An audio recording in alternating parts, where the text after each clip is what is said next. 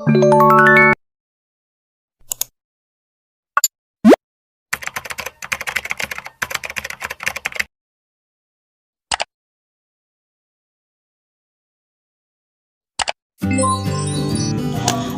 Assalamualaikum warahmatullahi wabarakatuh. Perkenalkan, nama saya Aulia Tazkia, mahasiswa semester 4 kelas E2 dengan NPM 101202223, Prodi Manajemen S1 STSMI Bandung, akan membahas materi akuntansi manajemen tentang berbagai alat strategis. Langsung saja kita simak videonya. Happy watching!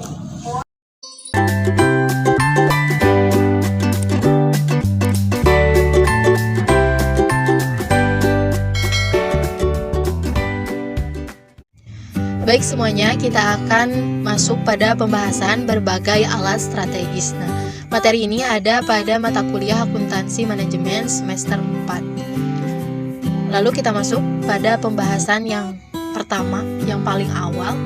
Apa sih alat strategis itu? Nah, alat strategis adalah media yang digunakan untuk proses identifikasi dan evaluasi berbagai strategi yang mungkin telah menghasilkan sejumlah alat konseptual atau teknik untuk mencapai tujuan.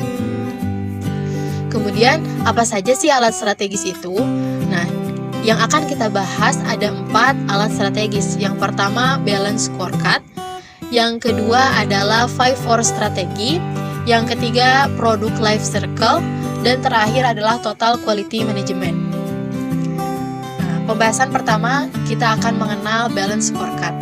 Menurut Mulyadi, balance scorecard adalah sekumpulan ukuran kinerja yang mencakup 4 perspektif, yaitu keuangan, pelanggan, proses bisnis internal, serta pembelajaran dan pertumbuhan. Nah, kita bisa lihat di gambar sebelahnya ya, ada finansial atau keuangan. Bagaimana penampilan organisasi atau sebuah perusahaan di mata pemilik. Kemudian ada customer atau pelanggan. Bagaimana penampilan organisasi di mata pelanggan. Selanjutnya ada proses atau proses bisnis internal, yaitu bagaimana kemampuan organisasi dalam menghasilkan produk dan jasa. Dan terakhir adalah learning and growth, yaitu pembelajaran dan pertumbuhan. Selanjutnya adalah contoh analisis menggunakan balance scorecard. Nah, tadi kan dijelaskan ya, ada 4 aspek analisis, yaitu keuangan, pelanggan, perspektif proses internal, dan pembelajaran atau pertumbuhan. Nah, di sini ada objektivitasnya, kemudian tujuannya, indikatornya, dan terakhir inisiatif, yaitu apa sih langkah-langkah yang dilakukan untuk menganalisis balance scorecard ini. Pertama, dari bidang perspektif keuangan, yaitu meningkatkan pendapatan dari objektivitasnya ya. Kemudian perspektif pelanggan, objektivitasnya adalah meningkatkan tingkat pembelajaran pelanggan yang tinggi. Kemudian perspektif proses internal, menawarkan pilihan saluran penjualan lainnya. Yang terakhir, perspektif pembelajaran dan pertumbuhan, yaitu memiliki tenaga penjual yang terampil. Nah, tujuannya apa? Tujuannya dari perspektif keuangan, meningkatkan pendapatan bersih 10%. Kemudian, tujuan dari perspektif pelanggan adalah meningkatkan penjualan per pelanggan 15% dari rata-rata. Kemudian ada perspektif proses internal, tujuannya adalah membuat setidaknya 30% penjualan ke saluran penjualan baru. Kemudian tujuan dari pembelajaran dan pertumbuhan ini adalah melatih tim penjualan. Kemudian indikator dari perspektif keuangan dan laporan keuangan. Kemudian indikator dari perspektif pelanggan, yaitu nilai dari invoice per penjualan. Kemudian indikator perspektif proses internal, yaitu presentasi penjualan dari saluran penjualan baru. Yang terakhir, indikator dari perspektif pembelajaran dan pertumbuhan adalah jumlah sertifikat yang didapat oleh tim penjualan. Nah, kemudian inisiatif atau langkah-langkah yang diambil dalam perspektif keuangan, melakukan inisiatif membuat aturan baru untuk pembayaran dengan metode kredit. Kemudian dari perspektif pelanggan, melakukan improvisasi produk mix dan paket bundling. Kemudian dari perspektif proses internal, melakukan atau menggabungkan atau bergabung dengan jasa pelayanan pengantaran dan toko online. Dan terakhir, inisiatif dari perspektif pembelajaran dan pertumbuhan adalah bekerja sama dengan perusahaan, pelatihan, penjualan. Kemudian di sini ada karakteristik balance scorecard. Nah, karakteristik dari balance scorecard ini ada 4, yaitu komprehensif, koheren, seimbang, dan terukur. Secara bahasa, komprehensif itu luas atau lengkap. Maksudnya itu perluasan perspektif yang dapat menghasilkan manfaat bagi perusahaan, seperti menjanjikan kinerja keuangan yang berlipat ganda, kemudian berjangka panjang, serta membantu perusahaan untuk memasuki lingkungan bisnis yang kompleks. Nah, itu contoh dari komprehensif. Yang kedua adalah koheren.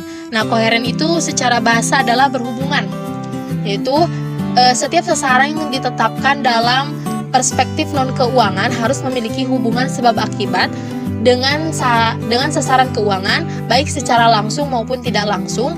Dengan kata lain, mewajibkan setiap personel untuk membangun hubungan kausal di antara berbagai sasaran strategis yang dihasilkan dalam perencanaan strategis. Selanjutnya adalah seimbang, yaitu di mana perspektif yang satu tidak melebihi perspektif yang lainnya. Dan terakhir adalah terukur. Maksudnya terukur di sini adalah dapat diukur atau dapat ditentukan ukurannya sehingga dapat diwujudkan untuk mengukur kinerja perusahaan. Kemudian bagian kedua yaitu 5-4 strategi. 5-4 strategi adalah suatu alat yang sederhana namun sangat berguna untuk memahami di mana letak kekuatan perusahaan kita dalam menghadapi situasi persaingan di dunia bisnis dan menentukan intensitas persaingan dalam suatu industri. Jadi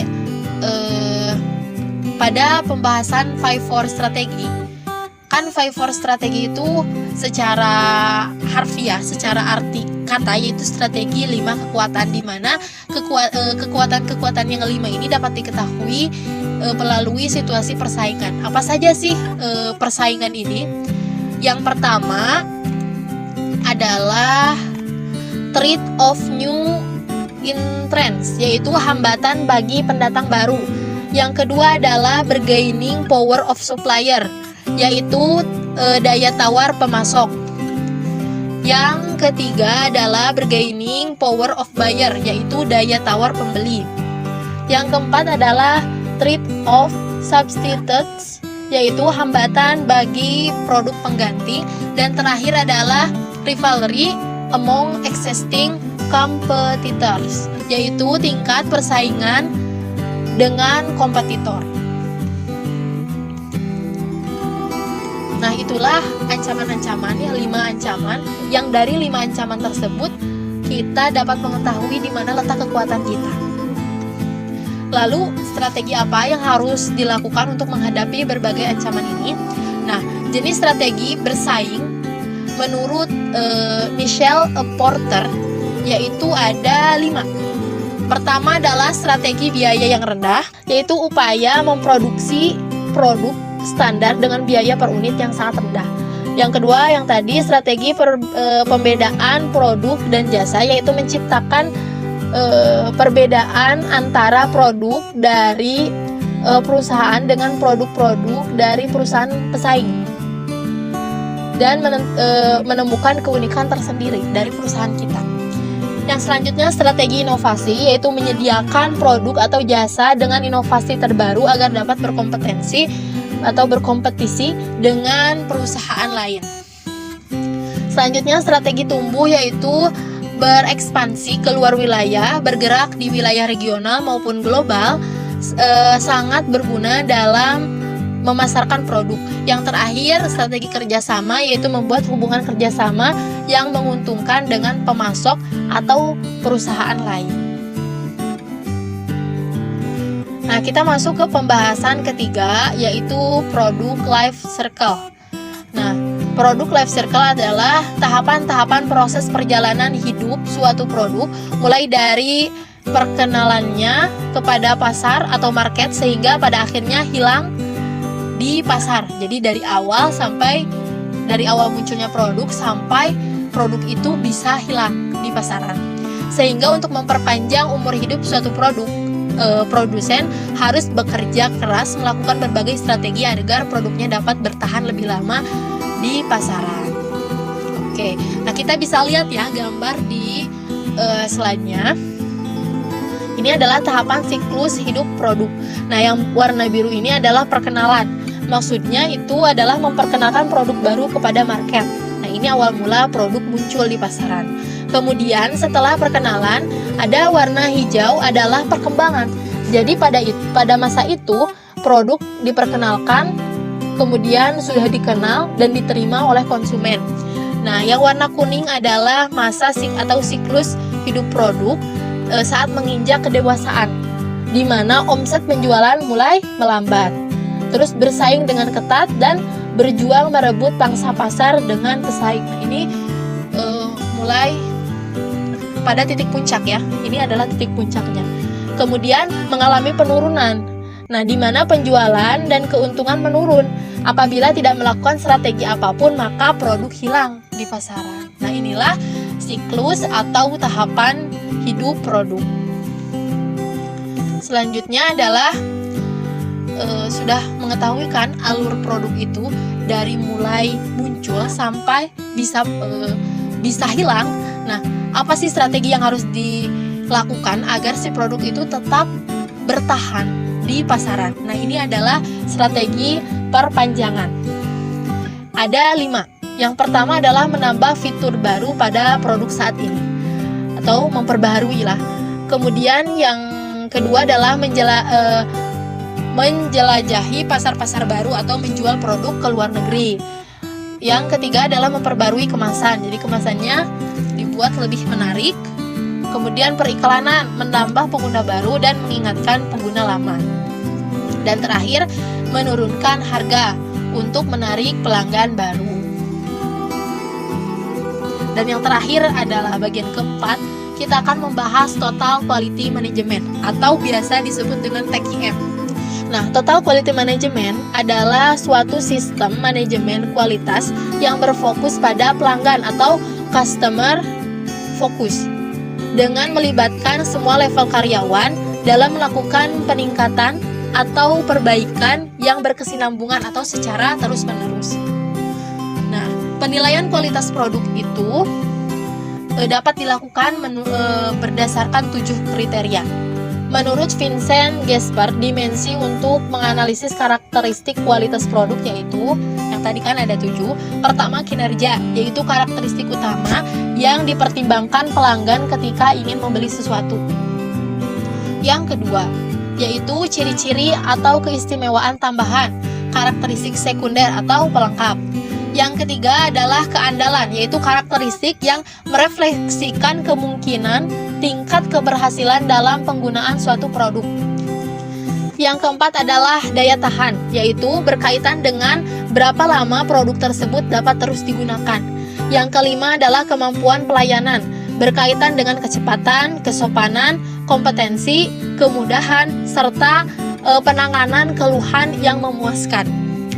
Yang keenam adalah conformance to specification, yaitu tingkat kesesuaian produk terhadap spesifikasi yang telah ditetapkan sebelumnya berdasarkan keinginan pelanggan.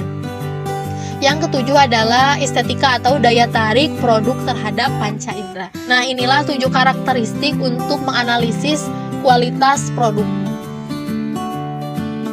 Oke, pembahasan kita kali ini sudah selesai dan habis. Terima kasih atas perhatiannya, terima kasih sudah menonton.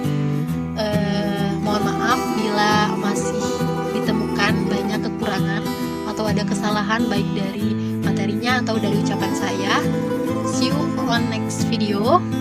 Assalamualaikum warahmatullahi wabarakatuh.